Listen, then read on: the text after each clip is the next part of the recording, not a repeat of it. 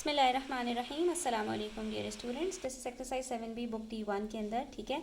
और आज हम कर रहे हैं नंबर पैटर्न्स के अंदर सीक्वेंस किस तरह से उसको सॉल्व किया जाता है और किस तरह से इसका फॉर्मूला जनरेट किया जाता है। क्वेश्चन नंबर 1 से स्टार्ट करते हैं।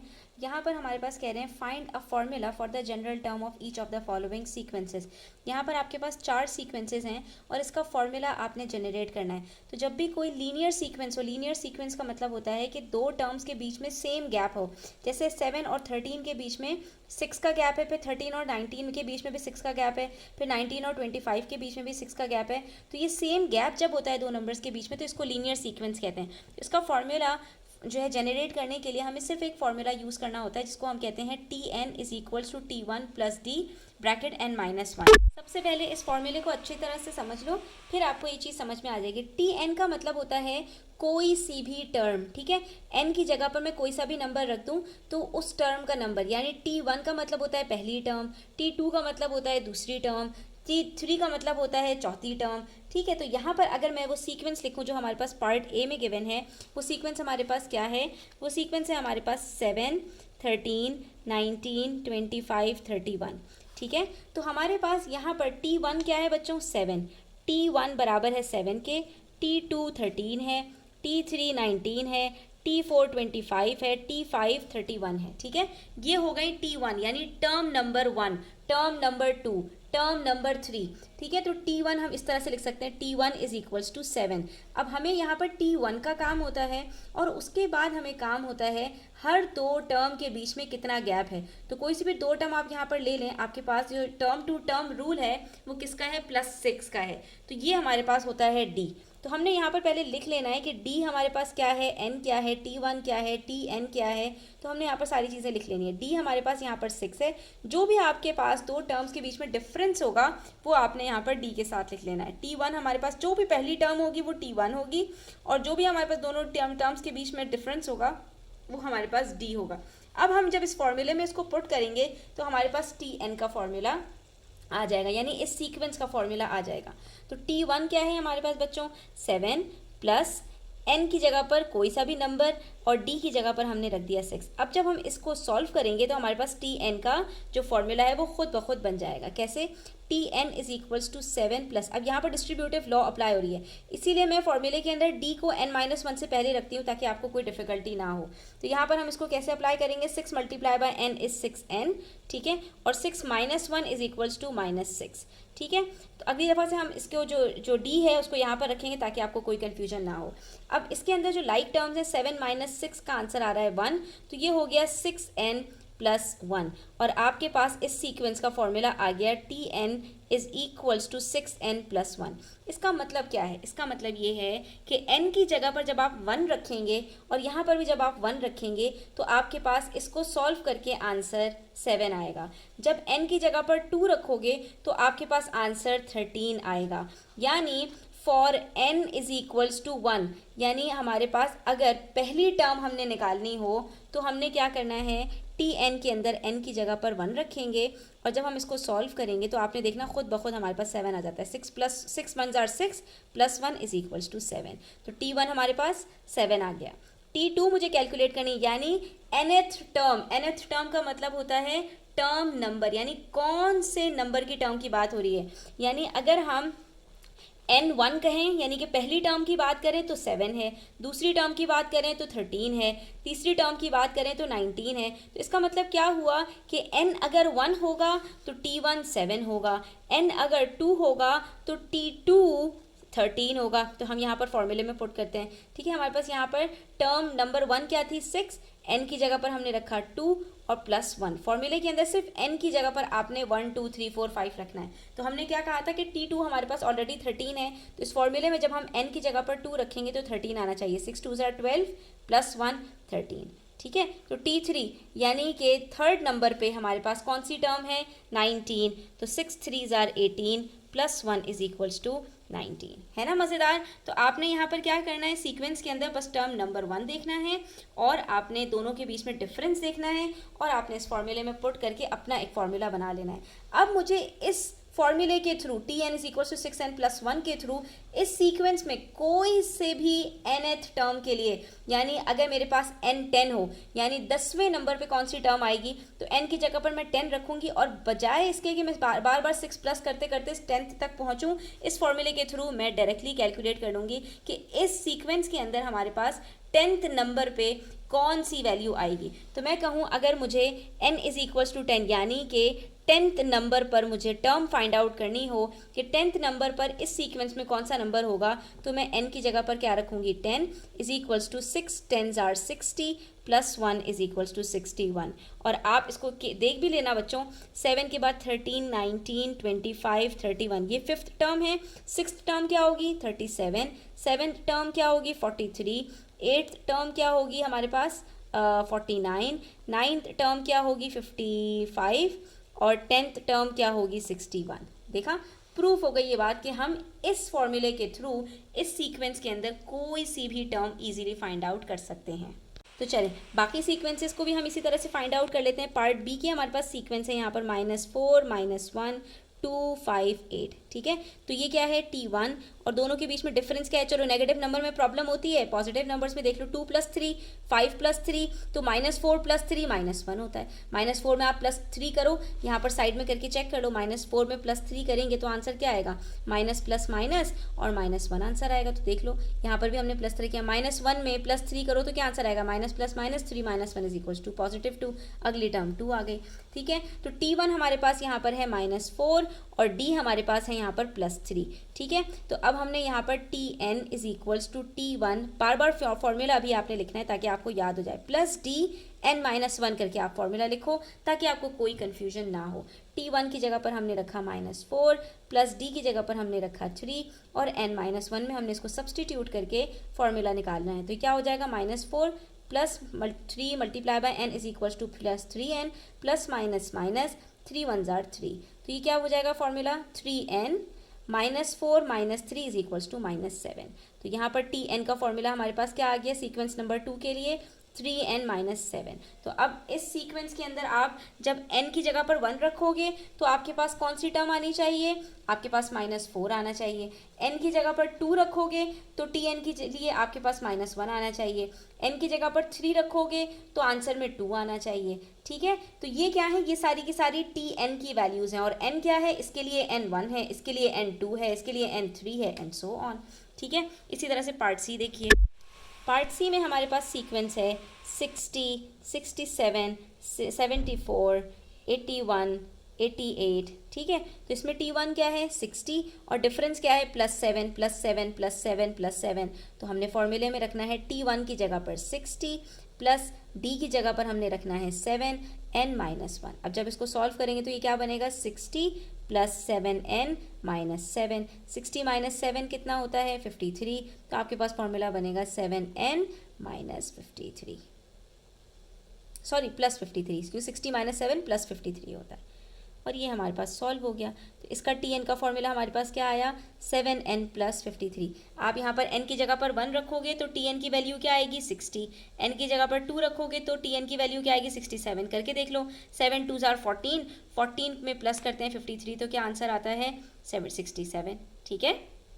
अच्छा, कभी कभी क्या होता है सीक्वेंस के अंदर नंबर्स डिक्रीज हो रहे होते हैं, ठीक है, उसमें माइनस हो रहा होता है, 14 - 3 11, 11 - 3 8, 8 - 3 5।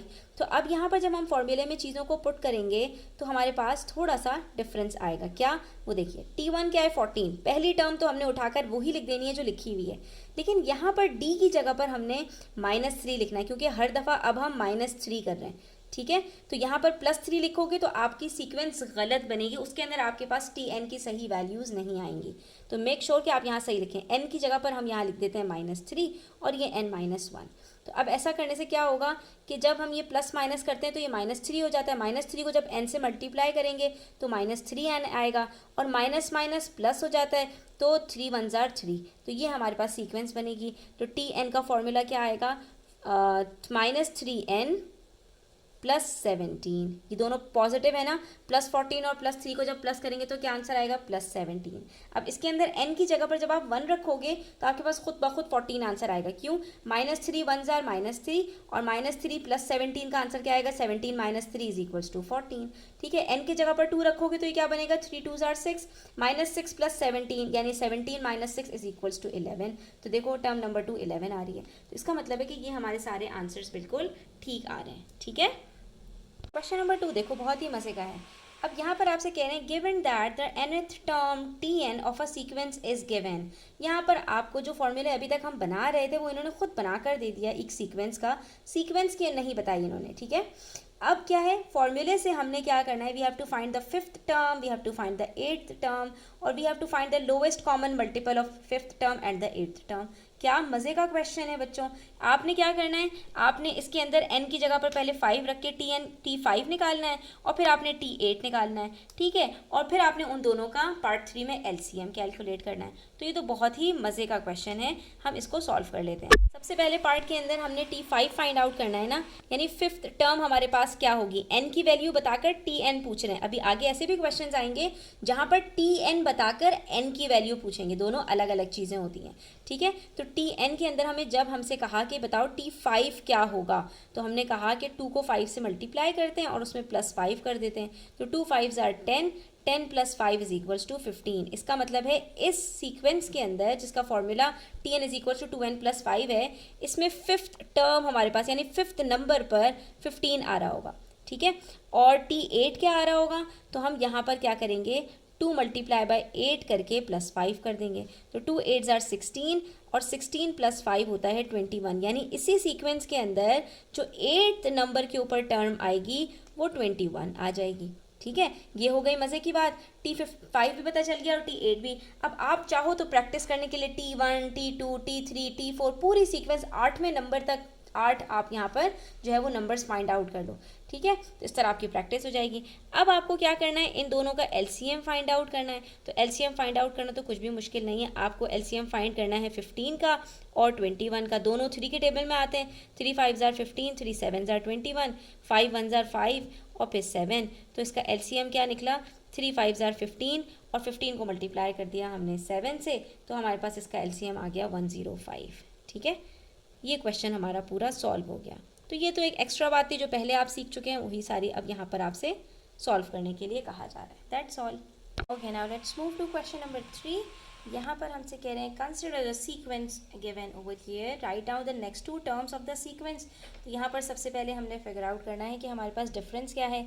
It's 3 6 9, all the numbers are multiples of 3, 3 का टेबल लिखा हुआ है, तो अगली 2 टर्म्स क्या होंगी, 3 5s are 15, 3 6s are 18, 3 7s are 21। तो ये आ गई हमारे पास अगली 2 टर्म्स। That's all. ठीक है, हमने क्या कर रहे हैं, हर दफ़ा 3 प्लस कर रहे हैं। ठीक है, 3 का टेबल ही तो है यहाँ पर और कुछ भी नहीं है। तो अगली 2 टर्म्स क्या होंगी, 18 and 21। Next they are saying find in terms of n a formula for the nth term of the sequence. कहीं पर आपसे कहा जाएगा इन टर्म्स ऑफ n एक फॉर्मूला जनरेट करो, कहीं पर आपसे कहा जाएगा find given the nth find a formula for the general term of each of the following sequence. ठीक है, तो आपसे कुछ भी यहाँ पर कहा जा सकता है। अगर आपसे nth टर्म का फॉर्मूला जनरेट करने के लिए कहा जाएगा तो आपने सिर्फ और सिर्फ क्या करना है, t1 फाइंड आउट करना है और डिफरेंस देखना है। ठीक है, और उसके बाद उसको आपने वैल्यूज़ को पुट कर देना है, तो आपके पास इजीली फॉर्मूला कैलकुलेट हो जाएगा। Okay, so let's write down the sequence over here which is 3 6 9 12 15 18 and so on. ठीक है, तो यहाँ पर हमारे पास t1 क्या है, 3, और हमारे पास डिफरेंस क्या है, वो भी 3 है, क्योंकि 3 + 3 6, 6 + 3 9, 9 + 3 हर दफ़ा हम +3 कर रहे हैं, तो पॉजिटिव 3 हमारे पास यहाँ पर डिफरेंस है। अब फॉर्मूला किस किस को याद हो गया, तो फॉर्मूला आपने यहाँ पर लिख दिया, tn = t1 + dn - 1। अब यहाँ पर t1 की जगह पर वी विल पुट 3, फिर d की जगह पर वी विल पुट 3 और n - 1 as it is, so it becomes 3 + 3n - 3, तो 3 - 3 हो गया 0, तो the formula for tn = 3n। तो सिंपल है ये बात कि अब यहाँ पर आप कोई भी नंबर डालोगे, टर्म नंबर, और आप उसके लिए अगर उसकी आपको टर्म फाइंड आउट करनी है कि उस जगह पर टर्म कौन सी है, तो उसके लिए आप उस नंबर को 3 से मल्टीप्लाई कर दो, आपको खुद ब खुद पता चल जाएगा कि उस जगह पर हमारे पास टर्म क्या आ रही है। क्यों? क्योंकि अगर n 1 है, फर्स्ट टर्म हमारी क्या होगी 1 मल्टीप्लाई बाय 3, सेकेंड टर्म हमारी क्या होगी 2 मल्टीप्लाई बाय 3, थर्ड टर्म क्या होगी 3 मल्टीप्लाई बाय 3, फोर्थ टर्म क्या होगी 4 मल्टीप्लाई बाय 3, तो यहाँ पर 10th टर्म क्या होगी 10 मल्टीप्लाई बाय 3, 20th टर्म क्या होगी 20 मल्टीप्लाई बाय 3, 100th टर्म क्या होगी 100 मल्टीप्लाई बाय 3। तो जब भी इस तरह की कोई भी सीक्वेंस आए जहाँ पर आपके पास कोई किसी नंबर का टेबल लिखा हुआ हो, तो हमेशा याद रखना Tn के अंदर उस नंबर के साथ n मल्टीप्लाई हो जाएगा, बस दैट्स ऑल। अच्छा, in part 2 we are done with part 2. now we have to do part 3. find the 105th term। तो अब हमने क्या करना है, n की जगह पर हमने 105 रखना है और हम इसको फाइंड आउट कर लेंगे 105 से मल्टीप्लाई करके। सो 5 3s are 15, 3 1s are 3, the answer would be 315। इसका मतलब ये हुआ कि इस सीक्वेंस में हमारे पास, इस सीक्वेंस में, इस पैटर्न में हमारे पास 105th नंबर पे जो टर्म होगी that would be 315। That's all, ठीक है। Now let's move to question number 4। यहाँ पर भी हमें एक सीक्वेंस दी हुई है दैट इज़ 10, 14, 18, 22, 26। तो इनके बीच में अगर हम डिफरेंस फाइंड आउट करें तो क्या डिफरेंस है, +4 +4 +4 +4 +4 का ही डिफरेंस आ रहा है, और तो कुछ डिफरेंस है ही नहीं यहाँ पर हमारे पास। तो नेक्स्ट टू टर्म्स क्या होंगी, 26 + 4 is equals to 30, 30 + 4 is equals to 34।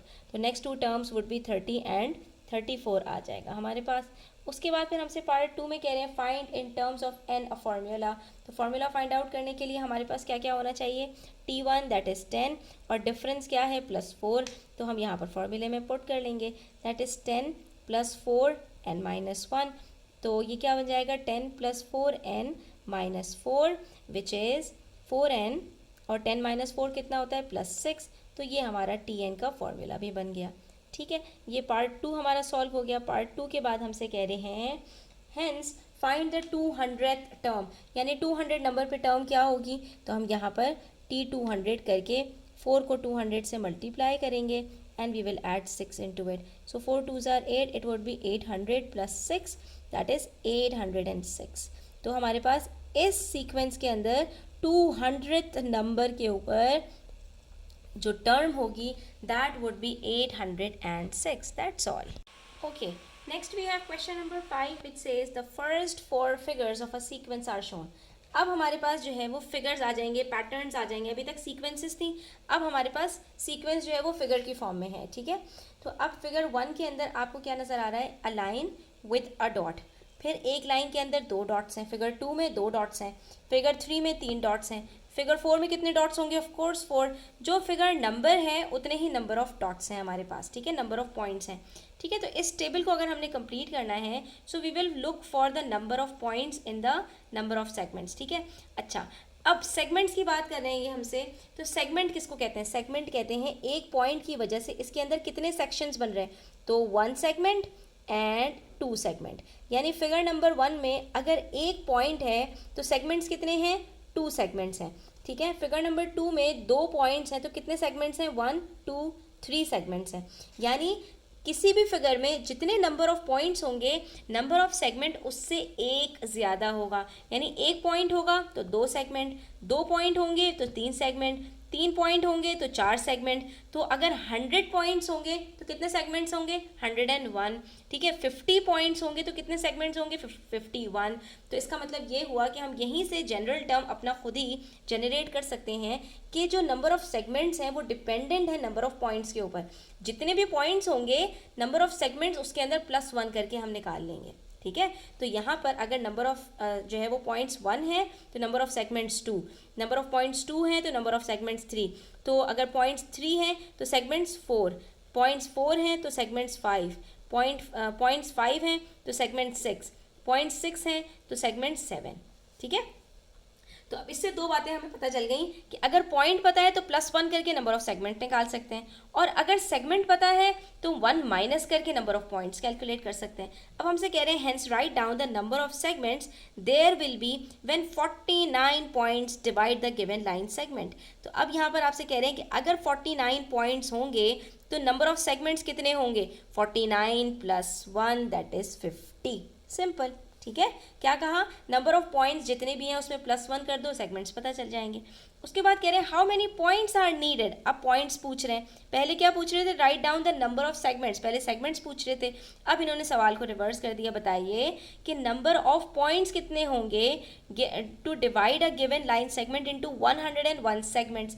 अगर 101 सेगमेंट्स होंगे तो हमारे पास यहाँ पर पॉइंट्स कितने होंगे, एक ही पॉइंट कम होगा, 101 - 1 दैट इज 100 पॉइंट्स। 100 पॉइंट्स होंगे तो 101 सेगमेंट्स होंगे, 101 सेगमेंट्स होंगे तो 100 पॉइंट्स होंगे, यानी पॉइंट एक कम है लाइन सेगमेंट से, लाइन सेगमेंट्स हमारे पास एक ज़्यादा है नंबर ऑफ पॉइंट्स से। तो पॉइंट बताकर अगर सेगमेंट पूछेंगे तो पॉइंट्स में +1 कर दो, सेगमेंट्स बताकर अगर पॉइंट्स पूछेंगे तो नंबर ऑफ सेगमेंट्स जो गिवन है उसमें -1 कर दो, इसमें और तो कुछ भी नहीं है।